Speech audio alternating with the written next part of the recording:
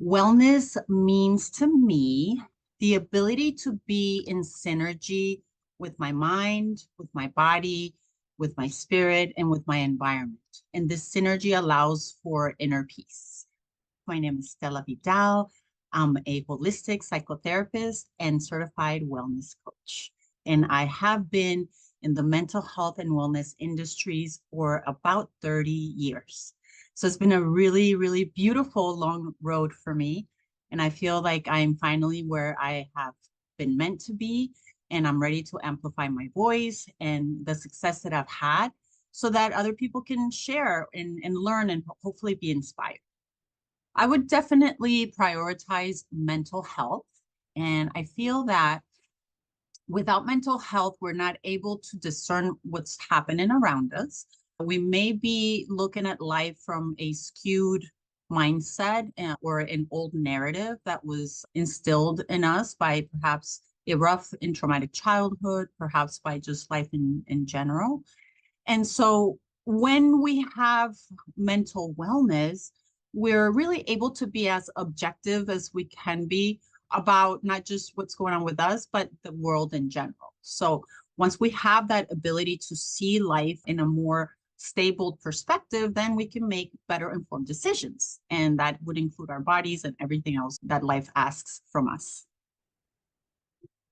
Financial wellness for me is the ability to not feel rushed as far as like my finances or pressure to pay more or pressure that I'm not doing enough.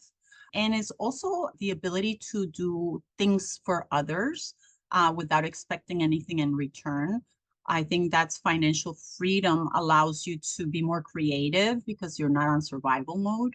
I think just having the freedom and the peace of mind to be able to use our money to the betterment of not just ourselves, but the rest of the world. I believe that society would define me as an immigrant based on my experience as a public out there.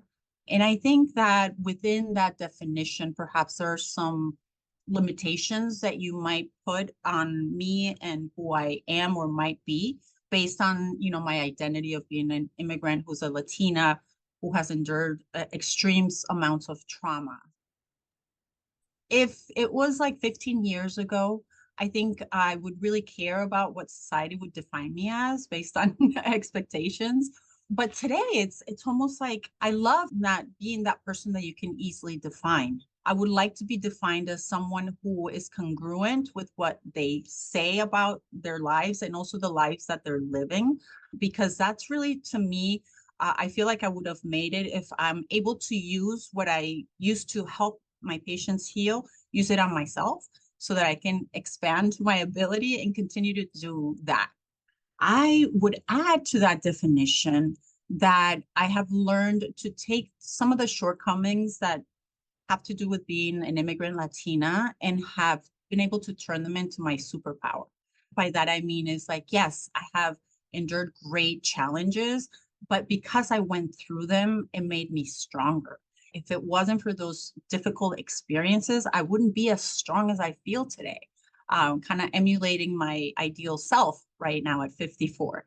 So it's just being able to kind of reinvent the old definition and make it work for you today based on whatever it was that you overcame.